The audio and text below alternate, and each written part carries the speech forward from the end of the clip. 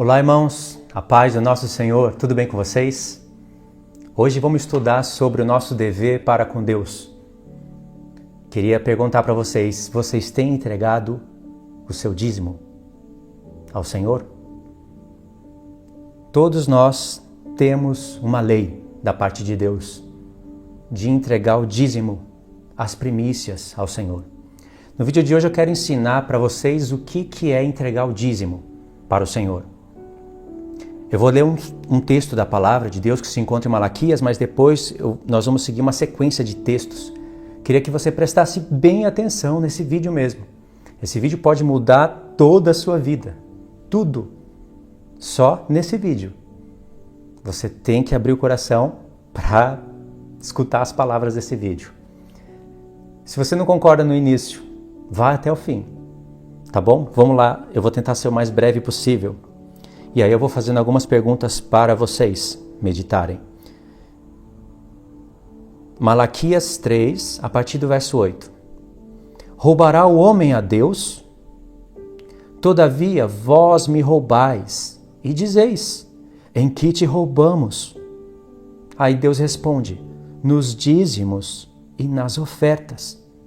Com maldição sois amaldiçoados, porque a mim me roubais, vós, a nação toda. Aí Deus dá a lei para o povo. A lei da misericórdia. Trazei todos os dízimos à casa do tesouro, para que haja mantimento na minha casa. E provai-me nisto, diz o Senhor dos Exércitos, se eu não vos abrir a janela do céu e não derramar sobre vós bênção sem medida. Por vossa causa repreenderei o devorador, para que não mais vos consuma o fruto da terra. A vossa vide no campo não será estéril, diz o Senhor dos Exércitos. Presta atenção no verso 12. Todas as nações vos chamarão felizes, porque vós sereis uma terra deleitosa, diz o Senhor dos Exércitos. Deus está dizendo, se vocês fizerem isso que eu estou dizendo, entenderem a minha palavra, todas as nações da terra vão olhar para vocês e vão falar, esse povo é abençoado. Aqui Deus usou palavras literais que acontecia no tempo da antiga aliança. Deus realmente abria a chuva, abria a janela do céu e chovia sobre a plantação deles. E através da plantação, eles pegavam os primeiros frutos. Isso é chamado de primícias. E através dos primeiros frutos, entregavam para Deus. E esses frutos eram distribuídos para os levitas, para as viúvas, para os pobres, para os necessitados. Era justiça para todo o povo, só olhando nas coisas literais. Deus poderia pedir ouro e prata como dízimo, mas ele não pediu.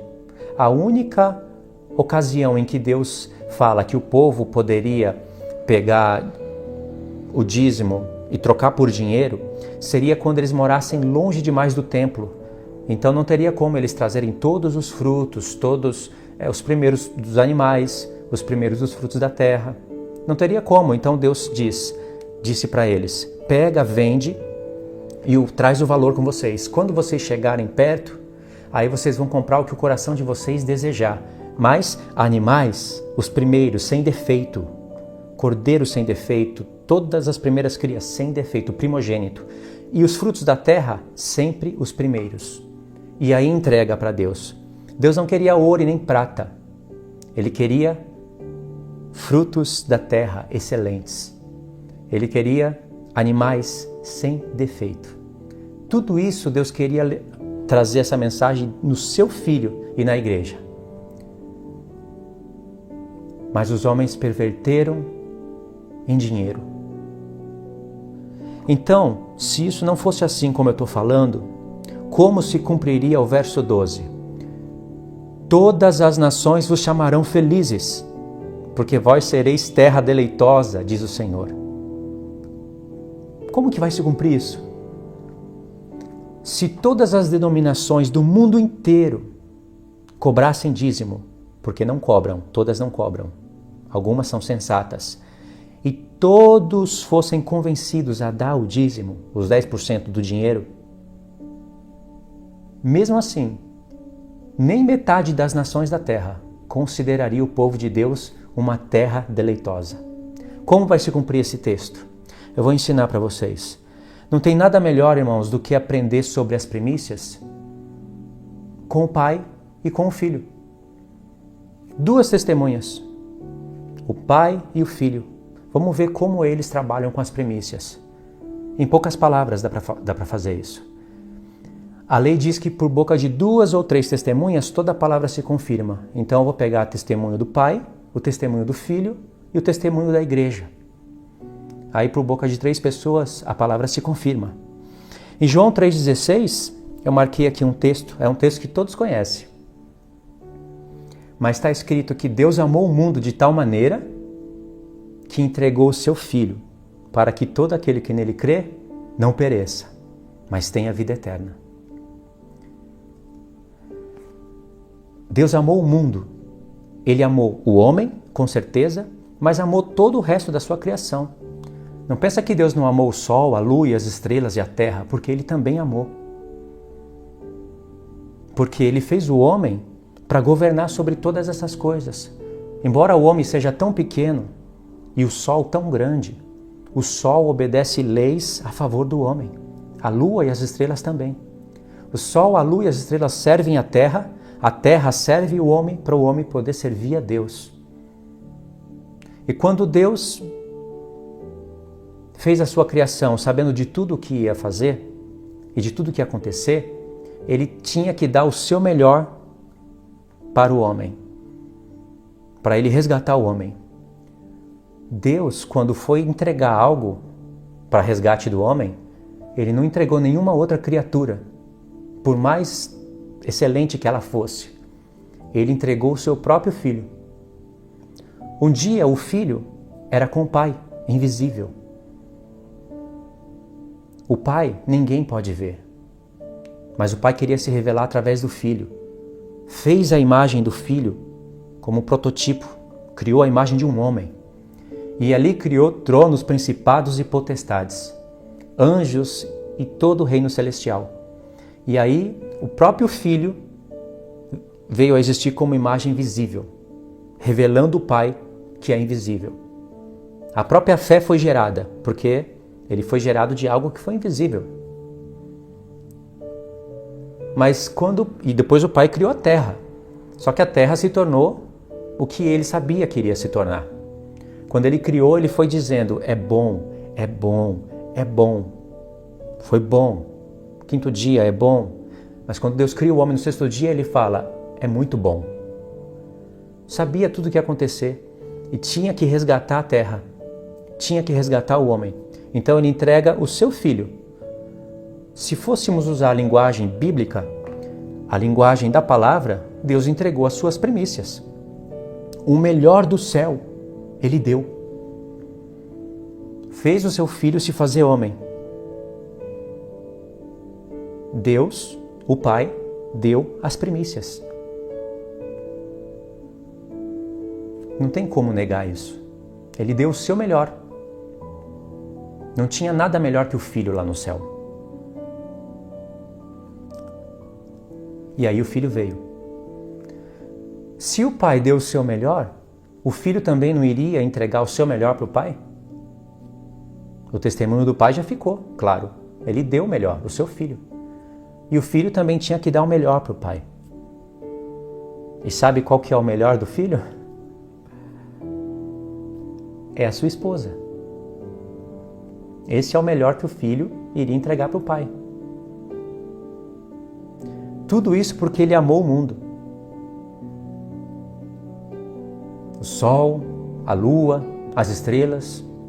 Ele vai ter que ferir terça parte do sol, terça parte da lua, terça parte das estrelas, para castigar os homens que não obedecem a sua palavra. Mas ele vai resgatar tudo isso de volta. Isaías diz que a luz da lua será como a luz do sol, e a luz do sol 7 vezes mais. Você já imaginou o efeito que isso vai produzir na Terra? E essa Terra será o milênio, aonde o Filho, o Cordeiro, estará com as primícias. Ele vai fazer o resgate da Terra todinho por causa do seu filho. E o filho vai ter uma alegria que não tem como explicar, porque ele vai ter homens remidos na presença do Pai. Vamos ler João 17, a partir do verso 24. Só 2 textos para vocês entenderem o que eu estou falando. João 17 é onde ele está fazendo a oração, é chamada de oração sacerdotal. Mas eu separei, é muito bonito todos os textos, mas eu separei aqui 2.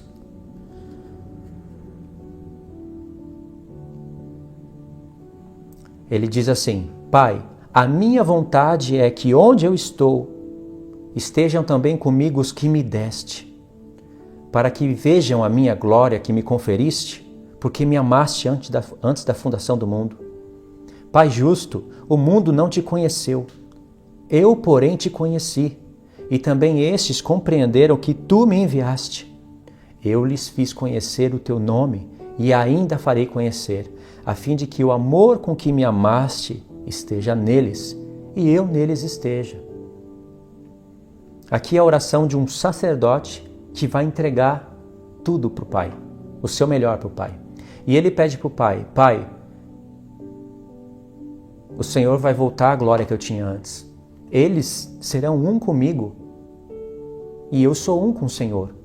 Então todos nós seremos um no Senhor e o Senhor em nós. Então o mundo vai ver e vai perceber que o Senhor me enviou. Isso também vai se cumprir no milênio. Mas ele fez um pedido para o Pai: aonde quer que eles estejam, aonde quer que eu esteja, eles estejam comigo. Isso eu te peço. E o filho tem que entregar as primícias para o Pai também. Eu separei aqui o próximo texto, Apocalipse 14. É muito bonito, irmãos, a palavra de Deus, quando você entende. Apocalipse 14, verso 1 e depois o verso 4. Olhei, e eis o Cordeiro em pé sobre o monte Sião, e com ele 144.000, tendo na sua fronte escrito o seu nome e o nome do seu Pai.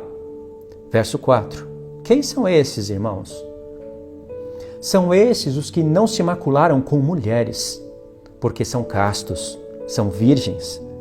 São eles os seguidores do Cordeiro por onde quer que vá. Ao pedido do Filho atendido. São os que foram remidos dentre os homens, primícias para Deus e para o Cordeiro. Por que primícias para Deus e para o Cordeiro? Porque quando o Pai entregou as suas primícias em favor da terra, ele entregou o seu Filho, mas sabia que o Filho ia resgatar a igreja para ele. E quando o Filho foi entregar os homens para o Pai, ele entregou o seu melhor. Uma esposa. Para que o Pai seja tudo em todos. E no verso 5 diz: não se achou mentira na boca deles, nem tem mácula. Tem um povo mais excelente que esse? Como que eu separaria a igreja desse povo? Abrindo aspas, como que eu colocaria a igreja sendo gentios no céu, nas bodas, e os 144.000 na terra pregando a palavra para um povo que precisa se converter? Como que eu faria isso diante da mensagem da palavra de Deus? Só se eu quisesse sustentar linhas de homens. E essa palavra aqui é para quebrar a linha humana, para que a palavra de Deus prevaleça, permaneça, e as pessoas creiam e fiquem maravilhadas com o Senhor. Eu li aqui Apocalipse 14, né? Apocalipse 14, do 1, li o verso 4 também. A gente pode ler Apocalipse 22, versos 3 e 4. Está falando da Nova Jerusalém, que é a esposa do Cordeiro. Situação final dela. Diz assim: nunca mais haverá qualquer maldição nela. E nela, a esposa do Cordeiro, estará o trono de Deus e do Cordeiro. Os seus servos o servirão, contemplarão a sua face, coisa que não era possível. Na sua fronte estará o nome dele. Quem são esses? os servos do Senhor, os 144 mil, comprados como primícias para Deus. Sabe o que é primícias? Os mais excelentes da terra. Não tem povo melhor que esse. Se os 144 mil fossem só judeus, não teria povo mais excelente que eles. Como que a esposa, além de estar dividida desse grupo, não seria chamada de primícias? Entende, irmãos? 1 Coríntios 11, verso 2. É um texto importante também para a gente calibrar a ideia. 1 Coríntios 11, versos 2.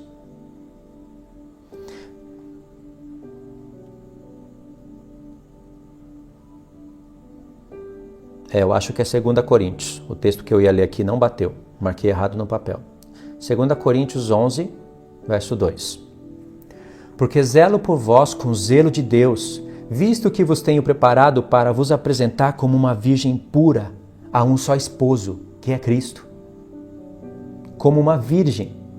Meninos, meninas, jovens, crianças, adultos, velhos, homens, mulheres, virgem, pura, a um só marido. São estes que não se macularam com mulheres, porque são virgens. Mulheres, na palavra de Deus, no ponto profético, são duas coisas. Tem texto para basear esses dois pontos que eu vou falar para vocês. Igrejas e nações. As primícias do Senhor, os homens santos, não estarão contaminados com igrejas, claro que são as caídas, e com nações. Não serão apóstatas. Entendeu? Agora eu separei aqui uns textos nos profetas, textos bem curtos, sabe? Bem objetivos, para que essa ideia fique bem clara para vocês, caso vocês não tenham visto isso ainda. Jeremias, Oséias e Isaías.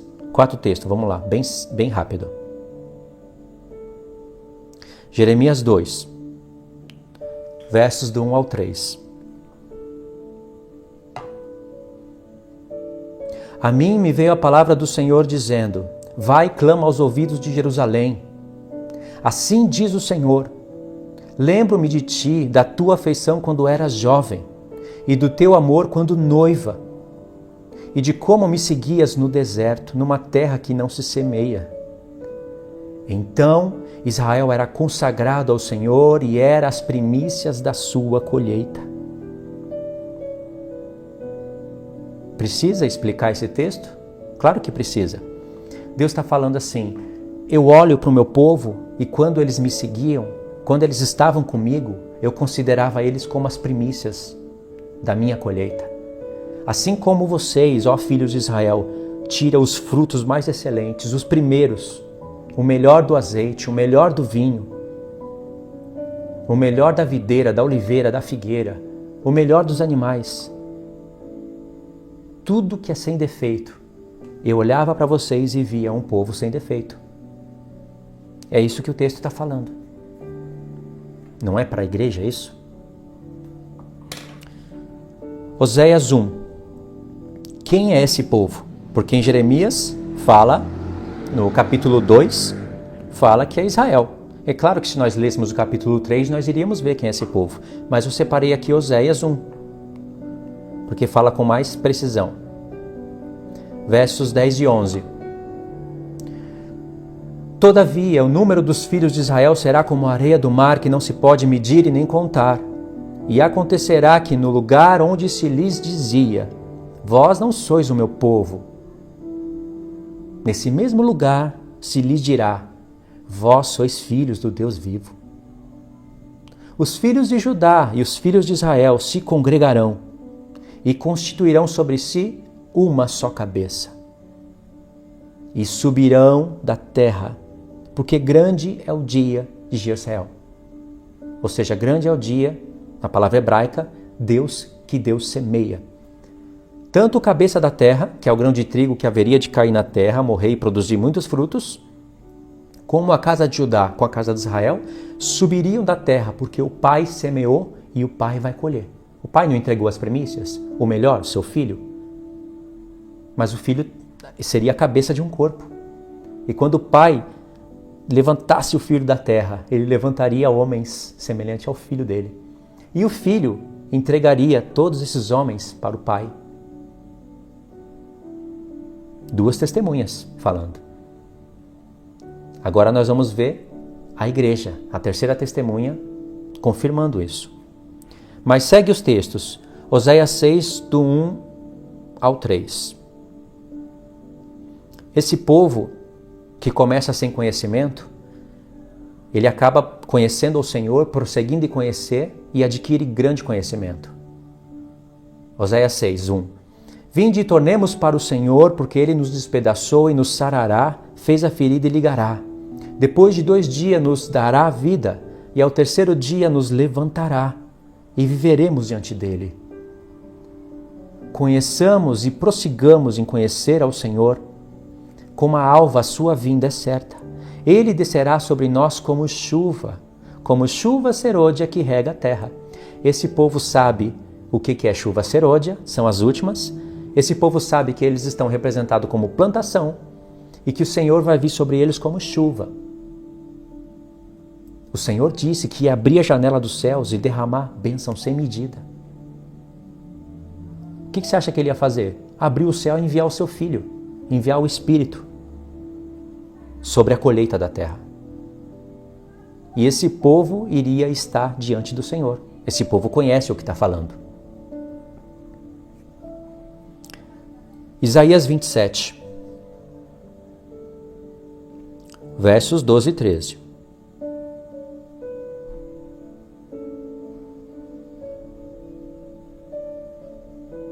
Naquele dia em que o Senhor debulhar o seu cereal, desde o rio Eufrates até o ribeiro do Egito, vós, filhos de Israel, sereis colhidos um a um. Vocês vão ser plantação e eu vou colher vocês. Eu não estou aqui? Você não está aqui? O Senhor não vai colher as primícias? O mais excelente? Naquele dia se tocará uma grande trombeta. E os que andavam perdidos pela terra da Síria, os que foram desterrados para o Egito, tornarão a vir e adorarão ao Senhor no Monte Santo em Jerusalém. Tocará uma grande trombeta. Essa trombeta aqui é a última, porque ela vai promover o encontro do filho com a sua esposa. Ela vai promover as primícias sendo entregues para o Senhor. Essa grande trombeta, ela toca no ano 50, que na Bíblia é chamado de jubileu. 4 textos no Antigo Testamento. Agora vamos para a testemunha da igreja, o testemunho da igreja. Foi o testemunho do Pai, o testemunho do Filho. Claro que aqui é o Espírito falando pelos profetas, mas o Espírito está em nós. Então nós temos que testemunhar isso. 1 Coríntios 15, versos 22 e 23.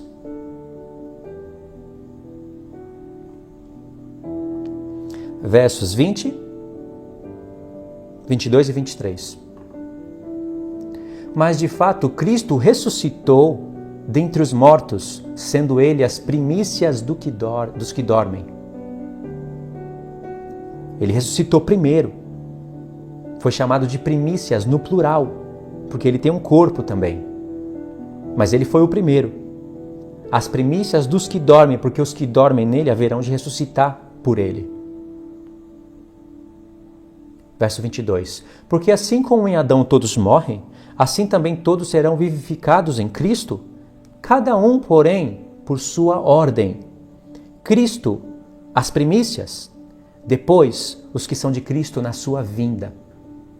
Paulo, mestre dos gentios, o maior entendido nas festas do Senhor, colocou a ressurreição em 2 ordens e a vinda do Senhor em uma só vinda.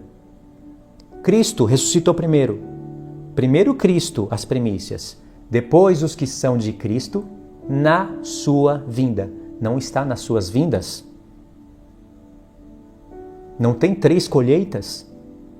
Por que Paulo, o mestre, falando aqui com tantos detalhes, tantas riquezas de detalhes, não iria pregar o que os americanos pregam no YouTube e que contagiam os pastores brasileiros? Compreendeu? O que importa é compreender que Paulo está falando da ressurreição do Filho, da igreja, na sua vinda, e chama o povo de primícias, porque o povo é primícias na base de Cristo, as primícias. Ele não pode ser chamado de a primícia, porque ele tem um corpo. Ele tem a igreja como membros do seu corpo. E já que Paulo está falando de ressurreição, ele não poderia deixar de falar o que ele vai falar aqui no verso 51. Eis que vos digo um mistério, nem todos dormiremos, mas transformados seremos todos.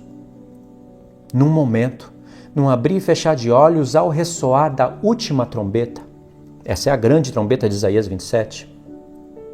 A trombeta soará, os mortos ressuscitarão incorruptíveis, e nós seremos transformados.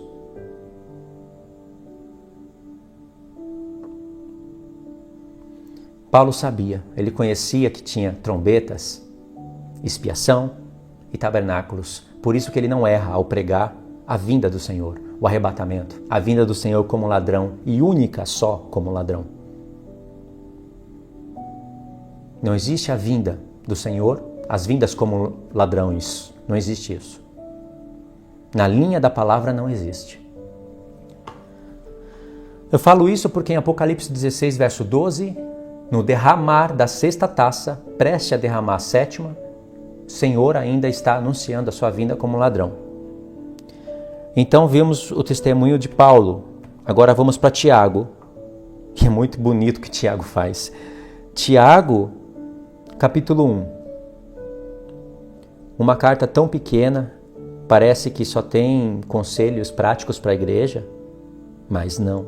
O que Tiago escreveu em uma só carta, Paulo não falou com tanta clareza em todas as que ele falou. Melhor dizendo, são ângulos diferentes. Fica melhor assim. Então, Tiago, capítulo 1, verso 1. Tiago, servo de Deus e do Senhor Jesus Cristo, as 12 tribos que se encontram na dispersão, saudações. Ele está escrevendo para as 12 tribos. Ou seja, para o Israel de Deus, eu e você, para judeus e gentios. Aí no verso 18, olha o que ele diz, para as 12 tribos. Pois segundo o querer, o seu querer, ele nos gerou pela palavra da verdade, para que fôssemos como que primícias das suas criaturas. Da onde Tiago está tirando a palavra primícias? De toda a criatura do Senhor. O Senhor vai ter as primícias. O povo mais excelente. Quem é esse povo? Os 144 mil que ficarão pregando a palavra para os desviados na grande tribulação.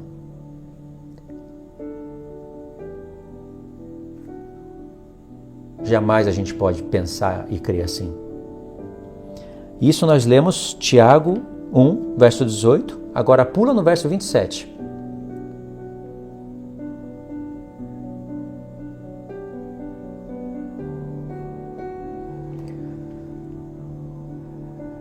Verso 26. Eu esqueci de anotar aqui, verso 26 e 27. Anotei aqui para mim para eu usar isso em outras mensagens. Se alguém supõe ser religioso, deixando de refrear a língua, antes enganando o próprio coração, a sua religião é vã. A religião pura e sem mácula para com nosso Deus e Pai é esta: visitar os órfãos e as suas viúvas nas suas tribulações, e a si mesmo guardar-se incontaminado do mundo. Paulo fala que as primícias é o povo de Deus.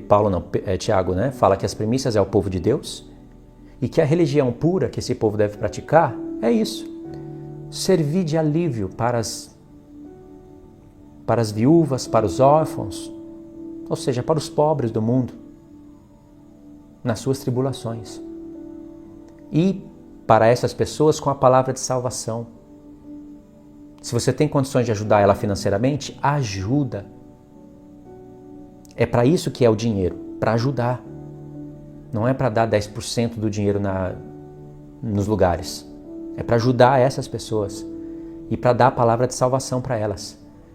Na antiga aliança, o dízimo serviria para ajudar os pobres, as viúvas e os necessitados. E também alimentar os levitas. E os dízimos de Deus, eles eram uma figura, uma tipologia de Cristo e a igreja trabalhando, ressurretos, frutos excelentes para o nosso Deus. Agora olha o capítulo 5. Segue a mesma ideia. Versos 7, 8, 17 e 18. Tiago vai finalizar sua carta. Falou de primícias, claro que ele tem na mente aí os frutos da terra, as chuvas, a vinda do Senhor. Sede, pois, irmãos, pacientes até a vinda do Senhor. Eis que o lavrador aguarda com paciência o precioso fruto da terra, até receber as primeiras e as últimas chuvas. As primeiras estão nas primeiras festas. As últimas chuvas desencadeiam as últimas festas. As últimas chuvas começaram no Pentecoste, mas pega primícias, ou trombetas, expiação e tabernáculos. E aí Deus colhe os seus frutos para levar para os tabernáculos. Sede vós também pacientes e fortalecei o vosso coração, pois a vinda do Senhor está próxima. Falou de chuva serôdia, frutos da terra, primícias, e está falando da vinda do Senhor. Será que é por acaso que ele falaria isso no verso 17, nos versos 17 e 18?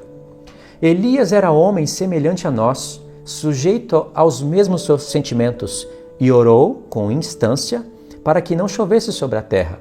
E por 3 anos e 6 meses não choveu. 3 anos e 6 meses. E orou de novo, e o céu deu chuva, e a terra fez germinar os seus frutos. Sabe o que Tiago está dizendo? Todos nós podemos ser um Elias na terra. Lembrou de algum capítulo em Apocalipse? Lembrei, Luiz. Lembrei que vai vir Elias. E também vai vir Enoque, ou Moisés.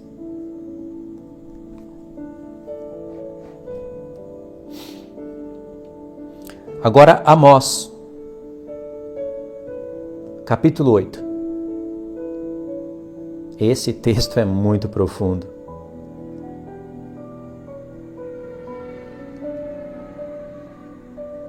Amós teve 5 visões.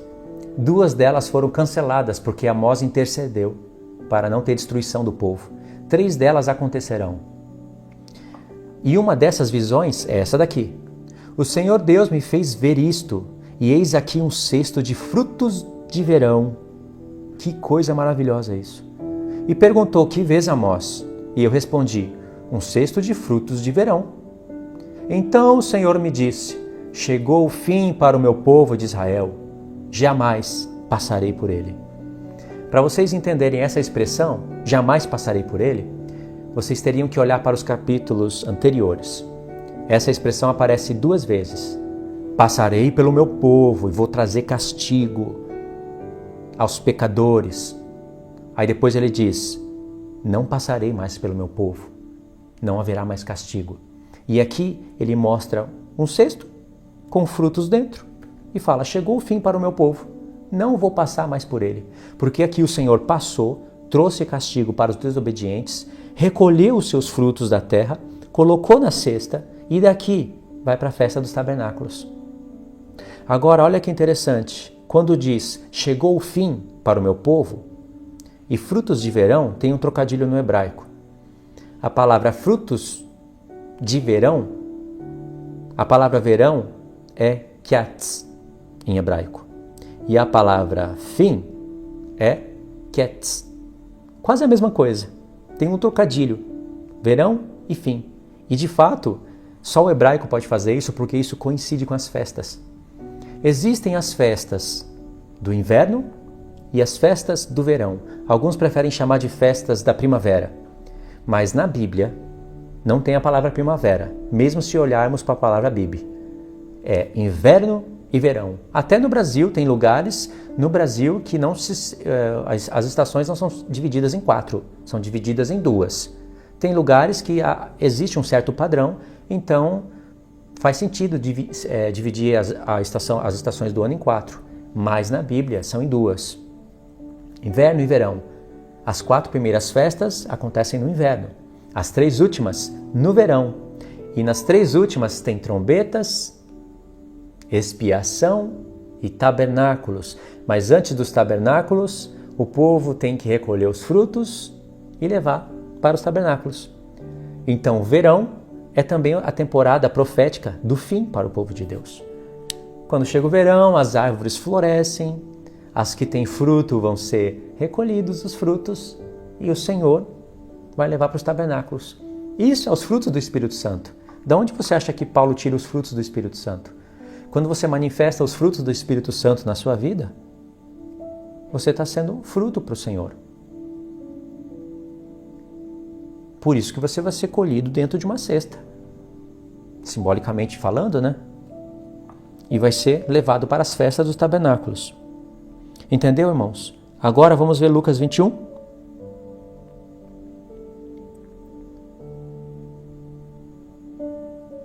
E vocês vão começar a entender algo que era muito difícil de se entender. Do 21 ao 33.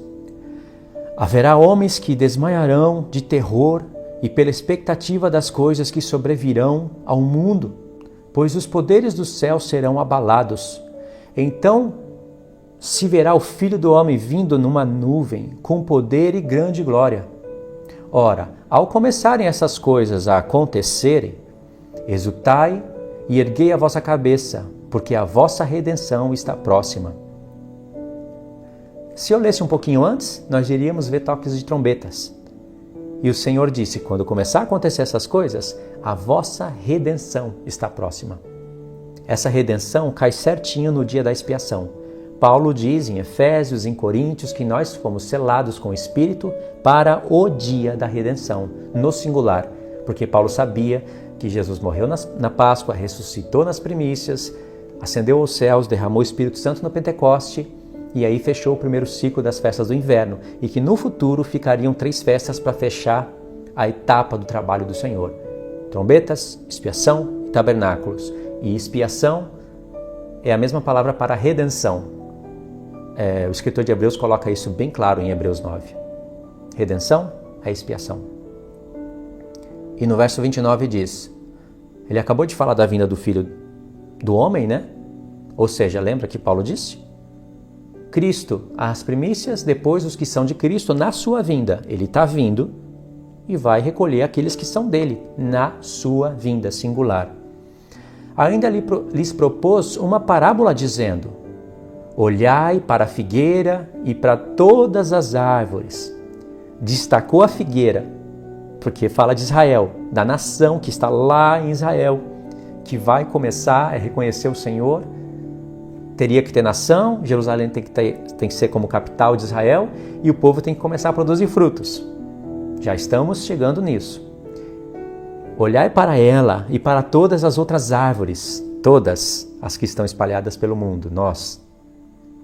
Quando começarem a brotar, vendo-o, sabeis por vós mesmo que o verão está próximo. Quando as árvores brotam, produz os frutos. Os frutos era para quê? Para serem postos nas suas cestas e serem levados para os tabernáculos. Tempo de verão, temporada do fim. Por isso que o Senhor fala, o verão está próximo.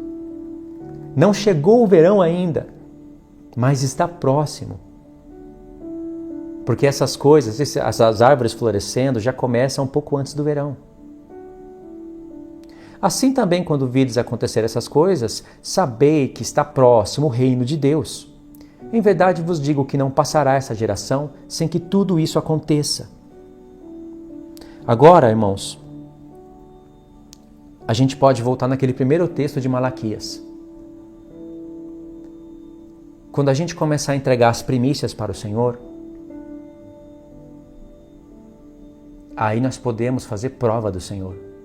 Sabe o que é fazer prova?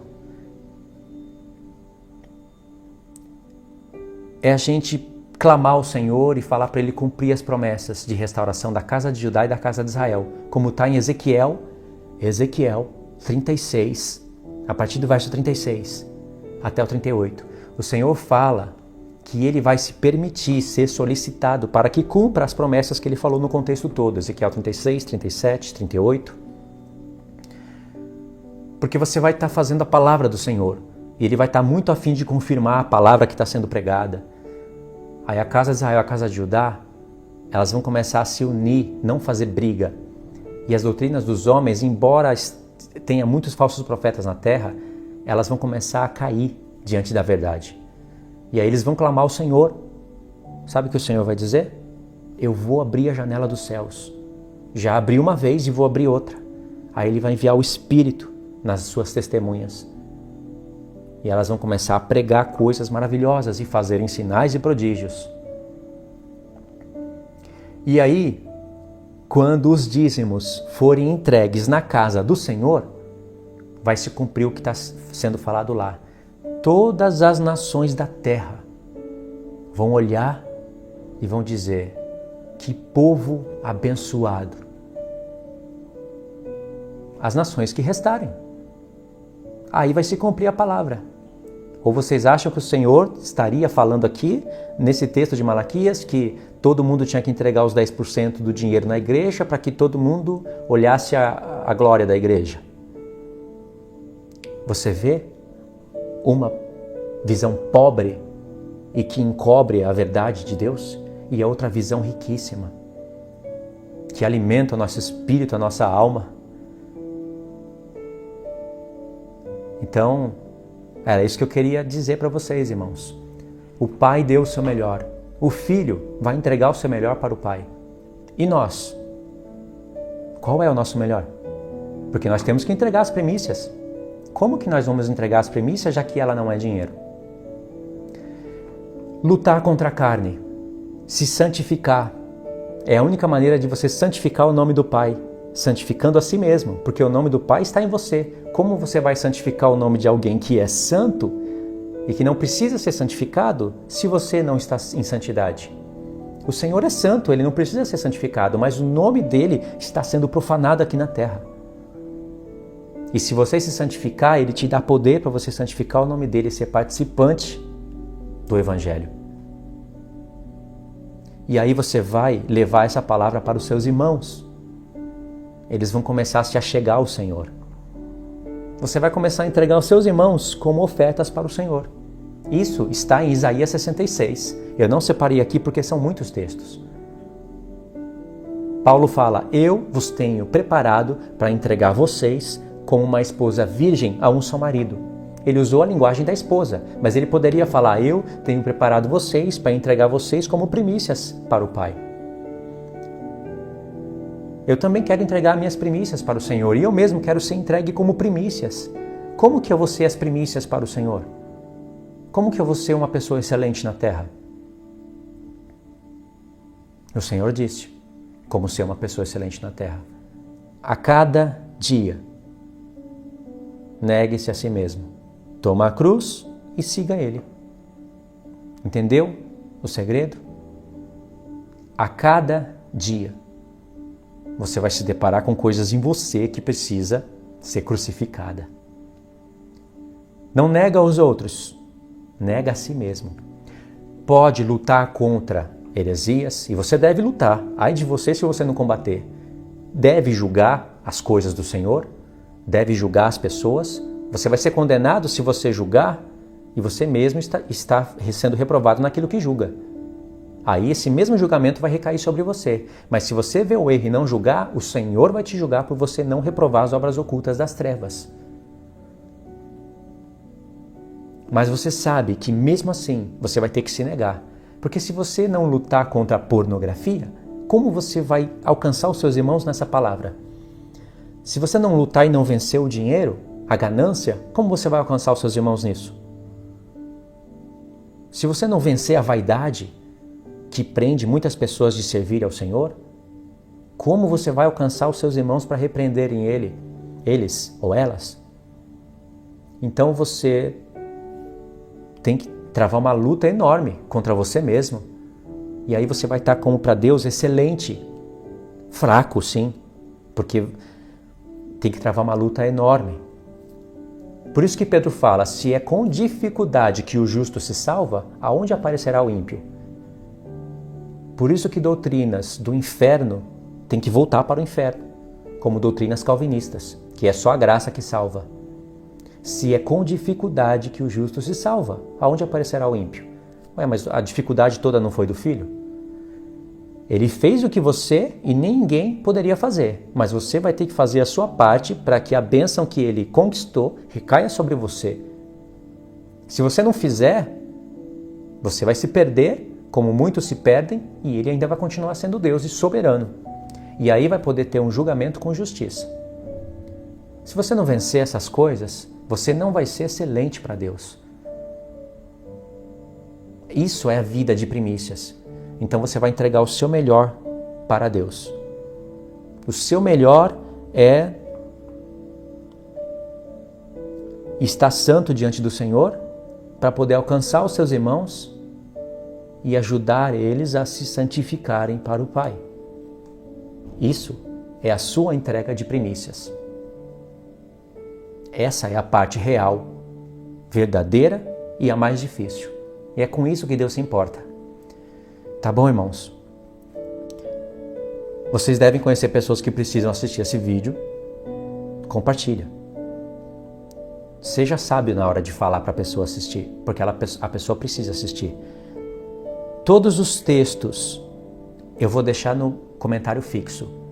Talvez não vai estar aí agora imediatamente, porque eu vou fazer esse trabalho amanhã, que já é um pouco tarde, mas os textos que eu usei, eles vão estar no comentário fixo, tá bom? Deus abençoe, irmãos. Fiquem todos na paz do Senhor. Até os próximos estudos. Fiquem na paz.